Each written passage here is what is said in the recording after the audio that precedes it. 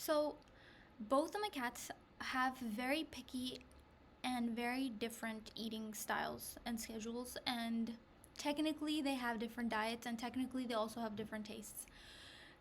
Um, so it's always been like a pending task in my brain to like find a way to add feeding them into my routine like in a more seamless way, because right now it's kind of like all the time I have to think about when I'm feeding which cat and like what food, and it's almost like a mental strain instead of like something that's seamlessly built into my routine, because it's like an everyday thing, right? It's almost like there's a feeling of frustration around it, and I'm like annoyed at the emotional and mental strain of that activity. For example, like washing the dishes is an everyday thing, but there's no strain on it because it's just part of the routine, and I've been trying to find a way to do it so that it becomes a routine, because right now it's not, because both of the cats need food at different times and different foods. Right? So there's a feeling of frustration around this. And today I was feeding one of my cats, and I was feeling the feeling of frustration. It's not even that there's a thought attached to it where I was like, oh, this is so annoying or whatever.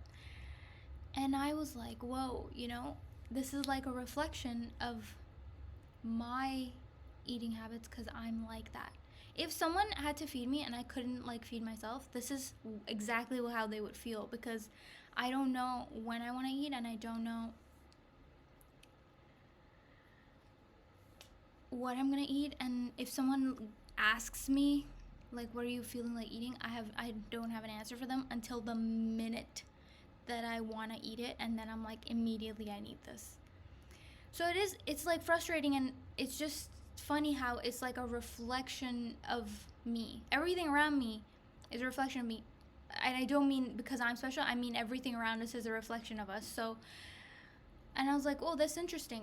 And then I was like, the feeling of frustration stems from me feeling annoyed at myself, probably at some level. Otherwise, I wouldn't find it annoying to do this for someone else, my cats. And I was like, wow, that's a really good connection I've made, because it felt really true. But I was also like, yes, that's true that I must be annoyed with myself at some level. Because there's no routine in my eating. So it's like a direct reflection, right? And then I was like, so do I think I'm annoying? And I was like, no, I don't. Um, but I could see how if someone else was doing this task for me and having to look at my eating schedule, yes, they might be annoyed. I could see that. And then I was like, well, I could also see, I'm getting there. I was like, I could also see someone not being annoyed and it not even bothering them, because to them that's not a reflection of anything in their life, so it's not like an emotional trigger for them or something personal.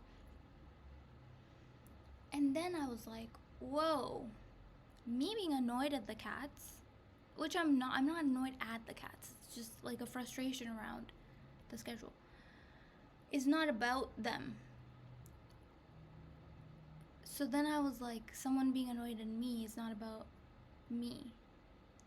And then I was like, anyone being annoyed at anything, it's never about the thing. It's never about the quality of the thing. It's actually about whatever emotional turmoil that's going on inside. And maybe that's like a very basic thing. Like, it's not really a big realization or something, but I think it's clicked in a different way inside of me, because definitely if someone was like, you're annoying, I think internally I've grown up being like, I gotta not never show that quality inside of me ever again. And I've made like internal adjustments to not be annoying. And that's probably exacerbated by society mirroring that sentiment of like, oh, that specific quality is annoying. So I guess it's kind of like, oh, if the masses think it, it must be some sort of objective truth. But there's like no objective truth, especially around something like this where you're frustrated or annoyed, because even if the mass majority of people find one specific quality annoying, it's not an objective truth that that quality is annoying. Whoa. And I don't think I've ever thought that before. Maybe at some internal level without words, but I don't think I've thought that. I don't think I've felt that. I think I've always been like, I gotta be as I gotta minimize my own annoying qualities as much as possible. But now I'm like, there's no such thing as annoying qualities. Everyone's just gotta be like fully who they are and like have the qualities they have, and then if people are annoyed by them outside of them, it's just an indication that you're not like aligned with them. That part I knew, but I just never thought of it that way, where no quality is technically objectively annoying, because it's never about the quality or the object. Yeah, it's always about the subject. Okay, love you. Bye.